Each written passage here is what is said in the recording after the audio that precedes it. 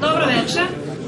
Dobrodošli na tribinu pod nazivom Promene za Beograd u organizaciji Srpske napredne stranke. Na večerašnjoj tribini govorit će Milan Stevanović Piksel, potpredsednik izvršnog odbora Pokreta snaga Srbije i stručnjak u vođenju predizbornih kampanja. Izvolite. I vodimo ubedljivo. Vodimo više nego što oni to pokazuju. I zato su nam zatvorili medije, jer se plaše istine. Kad bi mi imali dovoljno medijskog vremena na svim televizijama, mi bi ih počistili.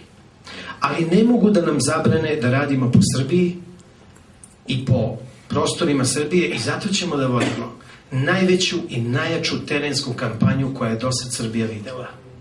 Ne mogu da nam zabrane da idemo od vrata do vrata, ne mogu da nam zabrane da pričamo s našim ljudima i tako ćemo ih razbiti. Ako to budemo ozbiljno shvatili, pobedit ćemo ih. Ajmo ova 3 meseca, siguran sam da ćemo ih pobediti, ali nije isto da li ćemo ih pobediti sa malom ili ogromnom razlikom.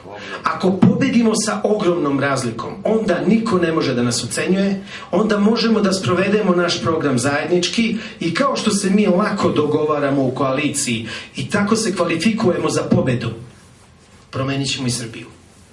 I neće to da bude samo lakirana promena, nego još ćemo suštinske da je promenimo.